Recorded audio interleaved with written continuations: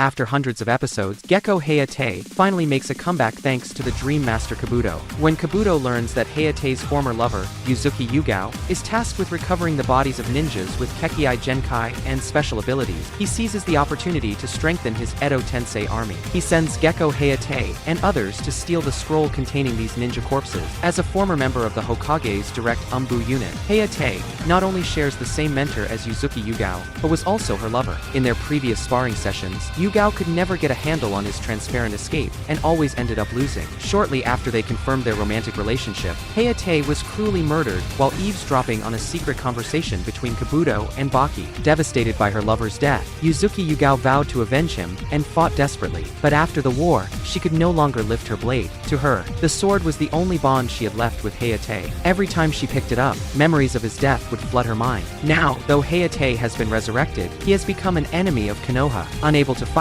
Yugao collapses emotionally after being attacked by Hayate, and decides to retreat. Encouraged by Sakura and her teammates, Yugao finally resolves to face Hayate. Despite having not wielded a sword for a long time, her skills have improved significantly. She defeats Hayate's secret sword, Moonlight, with her own technique, Hazy Moon Knight. As the two simultaneously perform Konoha-ryu Kenjutsu, the blow meant to strike Yugao's abdomen misses by half an inch. Just before Kabuto could strip him of his will, Hayate, driven by his deep love for Yugao, altered the trajectory of his blade. The sealing team arrives just in time to seal Hayate, bringing their story to an end. On the other side of the battlefield, Naruto encounters Tada Iwaki, who has been resurrected by Edo Tensei. Tada Iwaki was once a personal bodyguard to the daimyo of the land of this. When Naruto was younger, he was sent on a mission to this country. At the same time, the Akatsuki organization, eyeing the instability of this nation, dispatched Deidara and Sasori to kidnap the daimyo. Sasori, rarely seen using his 100-puppet performance, single-handedly captured the palace of the land of this, and easily abducted the daimyo. Despite Tada Iwaki's desperate efforts, he couldn't harm Sasori at all, and was poisoned and killed by Sasori's needle. Meanwhile, Guy encounters Master Chun, once hailed as Konoha's strongest taijutsu user. Hearing that Guy was being schooled in taijutsu by someone else, arresting Lee is shocked and rushes to find out more. Lee had once stumbled upon a fragment of the taijutsu technique Konoha Ryujin, Konoha Dragon God. As a taijutsu practitioner, Lee was very eager to learn this skill. Following the clues, he found the grave of its creator, Master Chen. Coincidentally, he met the lively Master Chun at his grave. Lee earnestly asked for guidance, but the old man, after beating him up, advised him to give up. Master Chen had once taken on a student who couldn't use ninjutsu. On the battlefield, the student's inability to use ninjutsu was discovered by the enemy, leading to his tragic death. Chun felt deeply guilty about this, and vowed never to take on another student. However, Lee's sincerity moved him somewhat. Before parting, Master Chen demonstrated the Konoha Ryujin, sending Lee flying. This inspired Lee to keep researching, and he eventually discovered the technique's weaknesses while practicing the front lotus. Back in the present, Master Chen continues to urge Lee to give up, but Guy expresses his confidence in his student. Lee is the heir to Guy's ninja way, and Guy believes that even without ninjutsu, Lee can become a great ninja. To dispel Lee's last doubts, Master Chen once again unleashes the Konoha Ryujin. A giant wind dragon rises into the sky, but Lee, undaunted, jumps into the storm and neutralizes the Konoha Ryujin, defeating Master Chen. In the end, moved by Guy and Lee's words, Master Chun breaks free from the control of Edo Tensei, finally resolving the long-held burden in his heart. Torine Aburame was once an extremely capable personal guard under Danzo. His nanoscale poisonous insects are so deadly that even Toby had to be wary of him. Currently controlled by Kabuto, Torine is unleashing his ultimate technique, the Jar of Poison. In this sealed pit, his poisonous insects will proliferate wildly within the ninja corpses. Once this massive pit of poison is ignited and explode, the toxic gas will instantly sweep across the battlefield. Shino hurried to the scene to stop Torine. Their brotherhood held a deep mutual respect. Due to his poisonous insect, Torine couldn't attend Konoha Ninja Academy, and always wished for Shino to make friends. When Danzo wanted to recruit Shino, Torine claimed to be the son of Shino's father, Shibi Aburame, to protect him. In the anime, it was revealed that his father, Shikuro Aburame, died when Torine was still young, leading him to be raised by Shibi Aburame. At last, he ultimately took Shino's place and joined the Root organization. After briefly reminiscing, the two began to fight. However, Shino's insects couldn't harm Torine. Fortunately, Shino had previously preserved some insects that Torine's poison had killed. Through continuous cultivation, he had developed a strain with antibodies, which he kept with him as a reminder of his brother. But to defeat Torine, a few insects were not enough, so Shino had to stall for time to let his insects breed. This put Shino at a disadvantage. Just as Shino was knocked down by Torine, Naruto arrived in time to save him, and bought him the needed time. With his insects now fully cultivated, Shino easily carefully sealed Torine. Seeing that Shino had made friend, Torine was finally at peace, and closed his eyes for the last time. Meanwhile, Killer Bee, who had lost track of Naruto because of a bathroom break, encountered the previous Eight Tails Jinchuriki, Fukai, on the battlefield. Eight Tails was perplexed about Fukai's rampage. Fukai had once been the closest to becoming a perfect Jinchuriki. Despite this, Killer Bee had never really seen Fukai as a threat. However, when Fukai, now reanimated by the Edo Tensei, activated his tailed beast cloak mode, Killer Bee was shocked. It turned out that Orochimaru was behind the previous rampage of the Eight Tails. Disguised as a doctor, Orochimaru had secretly replaced Fukai's medication, putting both Fukai and the Eight Tails under a genjutsu. Orochimaru then took advantage of the situation to break the seal on the Eight Tails, causing it to go on a rampage. During the struggle to subdue the Eight Tails, Orochimaru had secretly collected some of its cells for cultivation. Now, Kabuto had implanted these cells into Fukai, giving him the power of a tailed beast. Killer Bee, with no other choice, also activated his tailed beast cloak mode, and charged at Fukai with a lariat. Their powers were evenly matched. Killer Bee then resorted to using a tailed beast bomb. Although Fukai was shattered by the explosion, he could regenerate indefinitely due to the Edo Tensei. Knowing this, Killer Bee decided to retreat. But just then, his close friend Motoi stepped in front of Fukai to help Killer Bee escape. However, Motoi was no match for Fukai, and was quickly struck down. Killer Bee turned back to save Motoi. As he clashed with Fukai, they met in the mental realm. Killer Bee explained that he had filled the emptiness in his heart with the help of countless friends. Hearing this, Fukai was relieved and, having resolved his inner conflict, managed to break free from Kabuto's control by his own will. As Naruto's shadow clones reached the entire battlefield and swept through the White Zetsu army, the second Tsuchikage, Mu, after splitting and escaping, summoned a coffin. Before the coffin lid even fell, it was kicked open from inside. It turned out to be none other than Uchiha Madara, the only rival for God of Shinobi, Hazarama, which explained his arrogance. Stepping out of the coffin, Madara was visibly excited, thinking that Nagato had come to his senses. However, Mu reminded him that this was not the Rinne Tensei technique, but Edo Tensei. It was only then that Madara realized something must have gone wrong with Obito's plan. At that moment, Kabuto communicated with Madara through Mu, explaining that his Edo Tensei body had been specially crafted using Hashirama's cells. Kabuto also boasted that Madara's modified body was now superior to his prime. Although Madara had no respect for a lowly character like Kabuto, he was eager to stretch his muscles, having just been revived. Gaara's 4th division then became the perfect backdrop for Madara to showcase his taijutsu. As Madara advanced, the sky darkened, adding to the sense of oppression. The battle began with Madara charging into the crowd, single-handedly taking on an entire army. Even with only his basic Sharingan active, he overwhelmed them effortlessly. Among the masses, Madara moved like a dancer, effortlessly and gracefully. Temari tried to attack Madara with her fan, sending him flying a few meters, but that was all she could do. Madara casually dusted off his clothes and said, "You were the ones who used ninjutsu first." With a single hand sign, he unleashed fire release, Great Fire Annihilation. Normally a B-rank jutsu, in Madara's hands, it became a devastating attack. A row of water release ninjas barely managed to fend it off. Seeing the allied shinobi forces suffering heavy casualties, Gaara attacked Madara with sand, and Naruto joined in with a Rasengan. Madara then activated the second stage of Susanoo. Having fought Sasuke before, Gaara quickly dragged Madara out from under Susanoo's feet. Naruto followed up with a Rasen Shuriken, but Madara merely blinked and evolved his eyes into the Rinnegan, absorbing the attack. Madara then unleashed the catastrophic Shinra Tensei. Fortunately, Inoki stepped up, using the ultra-lightweight rock technique to reduce the meteor's weight. With Gaara's help, they managed to stop the meteor's descent. Madara praised Inoki's efforts, but noted it was futile as he summoned a second meteor. After the battlefield was left in ruins, Madara attempted to summon the Nine Tails but failed. On the allied shinobi forces side, they finally realized that the one who initiated the Great Ninja War wasn't the real Madara Uchiha.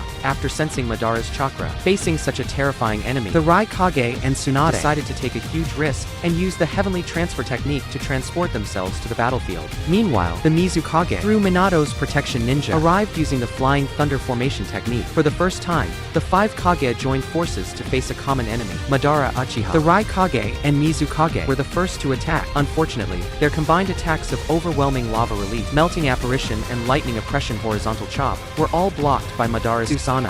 Madara mocked them by throwing several Yasaka Magatama, but Gaara and Inoki's combined double-layered shield barely managed to defend against them. The Mizukage then used the hidden mist technique to obscure Madara's vision, while Inoki clung to Raikage's shoulder to increase his speed. Unexpectedly, Unexpectedly, this combination shattered by Madara's Susanoo. Madara started taking things more seriously, and used Hashirama's would release advent of a world of flowering trees. He didn't give the 5 Kage any time to rest, igniting the flowering trees with fire release, and taking down all the Kage. However, Inoki did not give up. Instead, he fought with even greater determination. He used an ultra-large-scale dust release, detachment of the primitive world technique, which cut through the wood release barrier, and managed to damage Madara's clothing. Madara mocked Tsunade, pointing to the Hashirama face on his chest, saying that she not only failed to inherit wood release, but also couldn't match Hashirama's medical ninjutsu. Every other sentence referenced Hashirama, proving his deep admiration. It wasn't until Tsunade used the Forbidden Creation Rebirth technique, and shattered Madara's Susanoo, with a single punch that Madara saw a bit of Hashirama in her. Just as the other 4 Kage were getting motivated, Madara's blade emerged from the ground, and pierced Tsunade's body.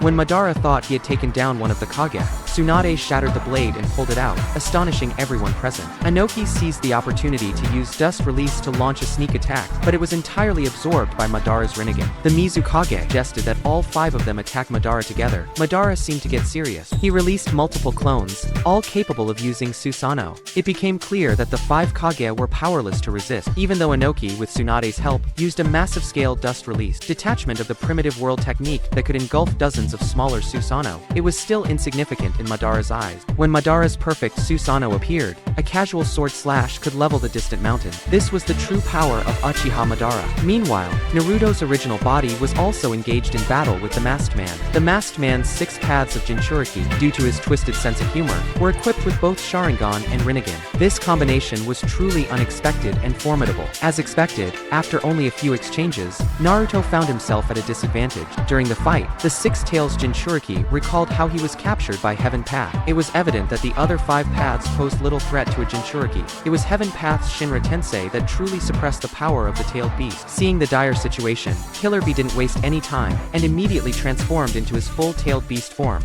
unleashing the tailed beast 8 twist. In an instant, the surrounding forest was leveled. Under the fierce attack of the 8 tails, the 6 paths of Jinchuriki were quickly overwhelmed. Just as Killer Bee was about to use the ink sealing technique, the Masked Man controlled all the Jinchuriki to enter the tailed beast cloak state. Naruto was knocked down, and the 8 tails was severely injured by a surprise attack from the fully transformed 5 tails. But the sudden appearance of Kakashi and Guy made the Masked Man miss his chance to capture Naruto. Although the Masked Man didn't take the two seriously, Kakashi and Guy put up a formidable fight. Kakashi unleashed his upgraded Raikiri, the Raiden, and Guy used the Morning Peacock, both putting considerable pressure on the Masked Man. At one point, Naruto was accidentally swallowed by the fully transformed 4 tails. In the spiritual world, he met Son Goku, the 4 tails, who was chained up. Through Naruto's persuasive talk, Son Goku revealed the location of the black rod controlling him. When Naruto successfully removed the black rod from the tailed beast's body, the tailed beasts were freed from the Masked Man's control. Seeing the tailed beasts rebel, the Masked Man summoned the Ghetto statue,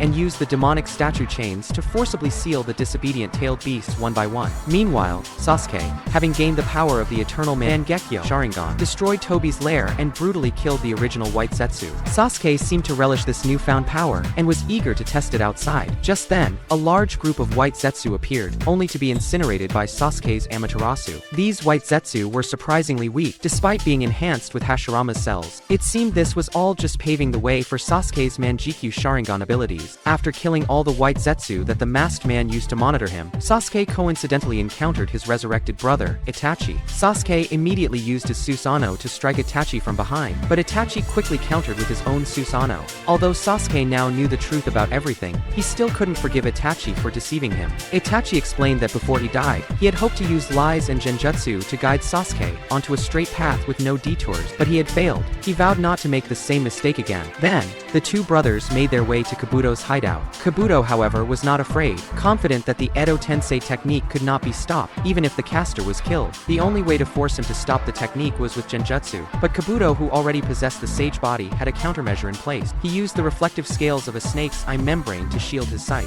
To Kabuto, Edo Tensei seemed invincible, but Itachi disagreed and uttered the bold statement, "Every jutsu has a weakness." He revealed that the weakness and risk of Kabuto's technique was none other than himself, Itachi. After Sasuke's Susanoo arrow missed its mark, Kabuto used Sage Art, White Rage technique, expelling a black energy ball with a coiled dragon from his mouth. The technique emitted high-frequency vibrations and blinding light that made Sasuke feel like his entire skeleton was shaking, even causing his Susanoo to falter. However, Kabuto could could move freely under the effects of the White Rage technique. In Sage Mode, Kabuto's abilities were extremely complex. He had not only the abilities of the Sound 4, but also Suigetsu's liquefaction, Karen's healing powers, Yugo's natural energy absorption, and Orochimaru's capability. It was hard to imagine how anyone could defeat such an empowered Kabuto, even with both Itachi and Sasuke using their Susanoo. They couldn't harm him, and Sasuke couldn't even locate his exact position. In a critical moment, Itachi reminded Sasuke of their past experience hunting wild boar together, helping him avoid Kabuto's counterattack.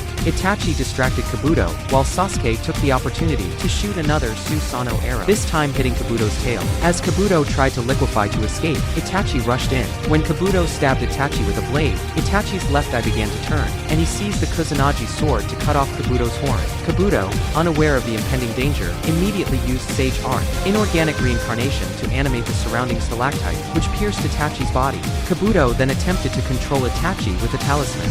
Sasuke used Hatsusashi to control Amaterasu, blocked Kabuto's path. Feeling confident, Kabuto boasted that he was the closest person to the Sage of 6 Tabs in the world. In truth, Kabuto was deeply insecure, desperately craving recognition from others. He felt empty, and only found fleeting satisfaction through augmenting himself. This psychological instability led him to grotesquely grow heads of the Sound 4 from his body, and constantly switch abilities, even replicating Orochimaru. Despite all this, Itachi stated that someone like Kabuto, who couldn't accept himself, was destined to fail. With everything in place, Itachi, at the cost of one eye, activated the ultimate Uchiha clan forbidden technique, Izanami. This technique doesn't rely on sight, but uses touch to create an infinite loop of sensation, stabbing Itachi's body, the severed horn, water droplets hitting a feather. All these sensory triggers trapped Kabuto in an inescapable loop, binding him as if by fate. If Izanagi is the forbidden technique that alters the past, then Izanami is the technique designed to make people accept reality by relinquishing their obsession. After Kabuto fell into the Izanami illusion,